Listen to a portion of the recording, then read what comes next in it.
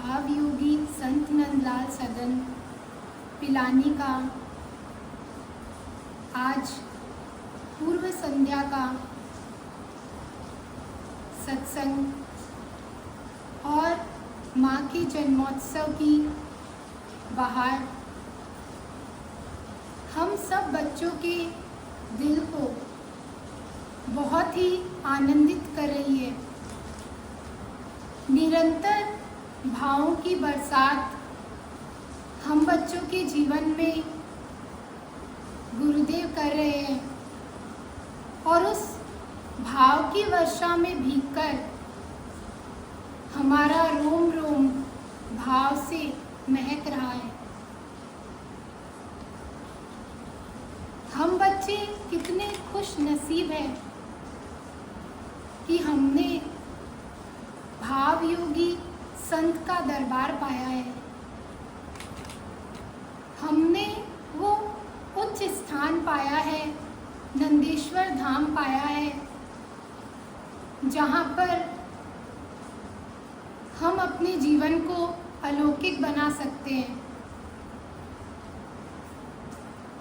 हम जब सत्संग में आते हैं तो हम अनुभव करते हैं कि गुरुदेव हम बच्चों के आधार बन जाते हैं।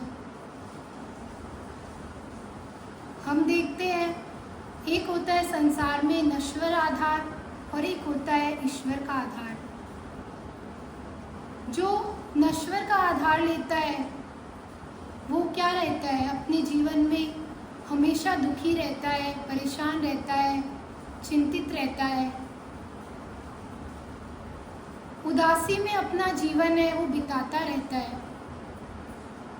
लेकिन जो प्राणी ईश्वर का आधार ले लेता है, ईश्वर को ही अपना सब कुछ मानकर चलता है,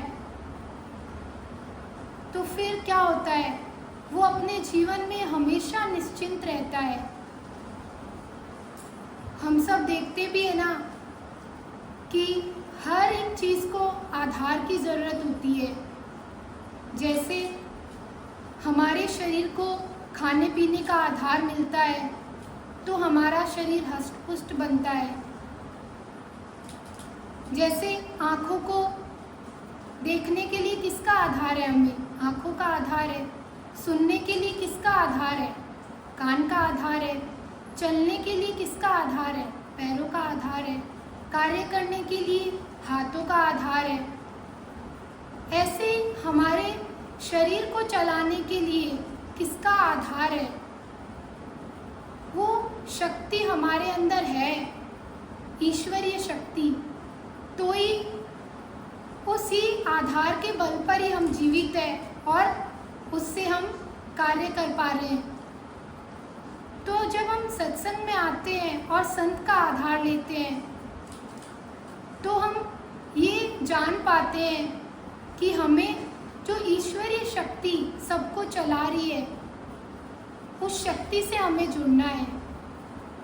जब हम उस शक्ति से जुड़ेंगे तो हमें मनोबल मिलेगा, हमारे अंदर हर पल एक खुशी रहेगी। जिन जिन ने भी संत का आधार लिया है वो कभी दुखी हुए हैं क्या? कभी नहीं हुए। कभी परेशान हुए क्या? कभी नहीं हुए। हमेशा उनके जीवन में निश्चिंतता रहती है, हमेशा उनका जीवन खिला खिला जीवन रहता है। क्यों? क्योंकि आधार जब तक प्राणी नहीं लेता ना तो फिर उसके जीवन में विश्वास भी नहीं आता। उसको ये रहता है, डर लगा रहता है कि कहीं मेरे जीवन में कुछ बुरा नहीं हो जाए, कुछ मेरे जीवन में ऐसा नहीं हो जाए जिसके कारण कुछ अनिष्ट हो गया या फिर मैं मेरे जीवन में घबराने लग जाऊं। और संत का आधार पा लिया तो निश्चिंतता ही निश्चिंतता। लेकिन गुरुदेव ने संतमणि में बताया कि आधार के लिए सबसे पहले प्राणी को अपना अहंकार है वो छोड़ना पड़ेगा। और जब प्राणी अपना अहंकार छोड़ देगा तो फिर सद्गुरु है उसको अपना आधार देंगे, और अपना आधार देंगे तो कभी भी उसका जीवन है वो धार में नहीं बहेगा, यानी बार बार उसका जीवन है उसको इस संसार में नहीं आना पड़ेगा।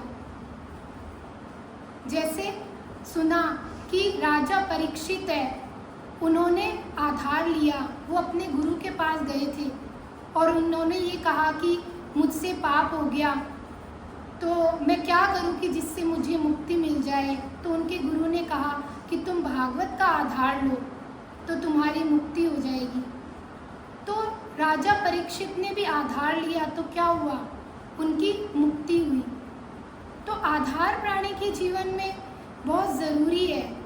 और जो सबसे ऊंचा आधार, संत का आधार, भावयोगी संत का आधार ले लेता है, तो गुरुदेव कह रहे हैं कि फिर उस प्राणी का उद्धार है वो हमेशा होता है।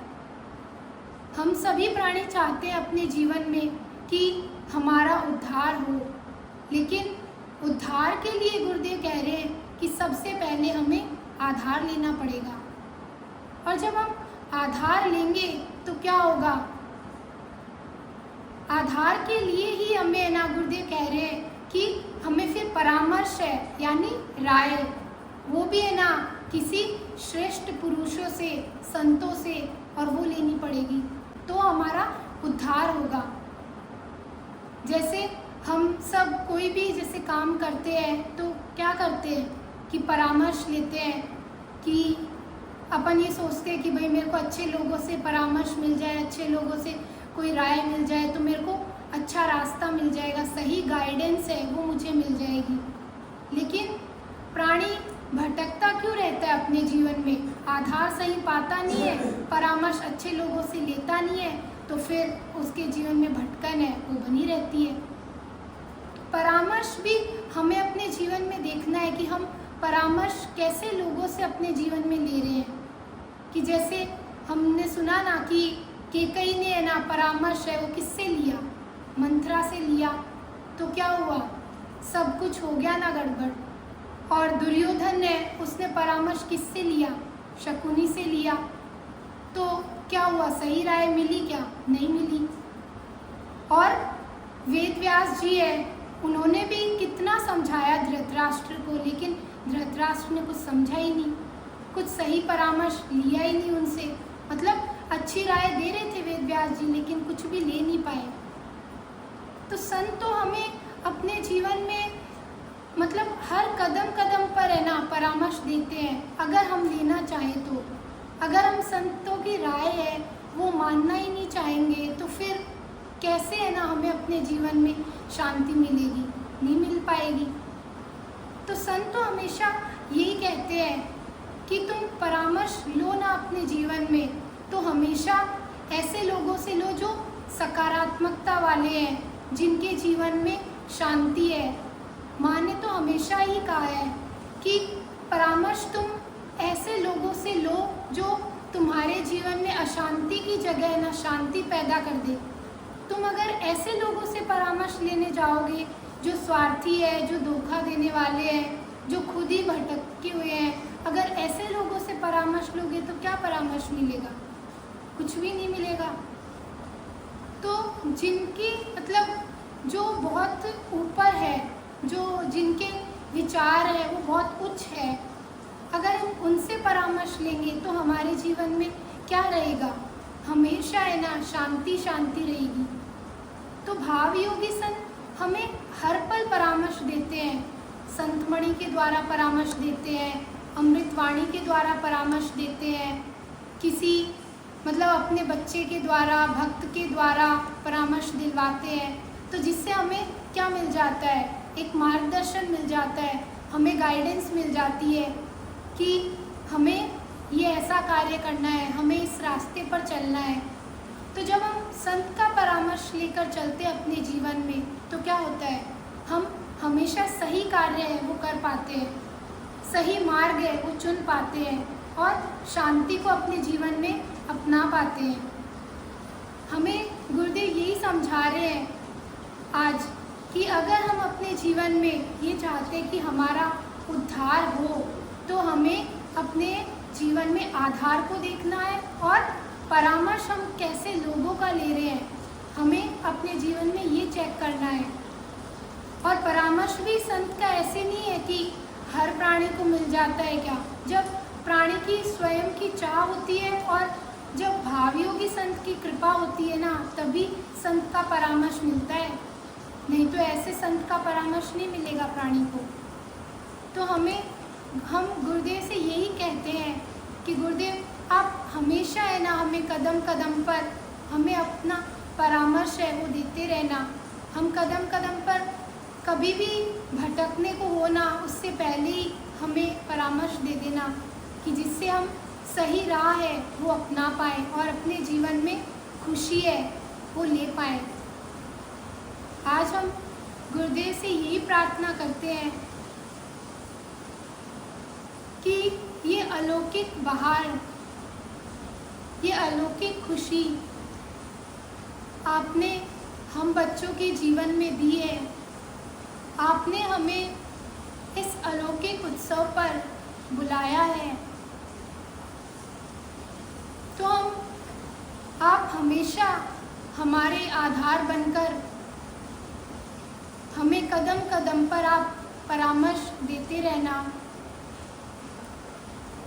जिससे हमारा उद्धार है वो होता रहे और हम उत्सव की बहार का आनंद हर पल अपने जीवन में लेकर अपने जीवन को आनंदित बनाते हुए हर पल आपके भावों में डुबकी लगाते रहें।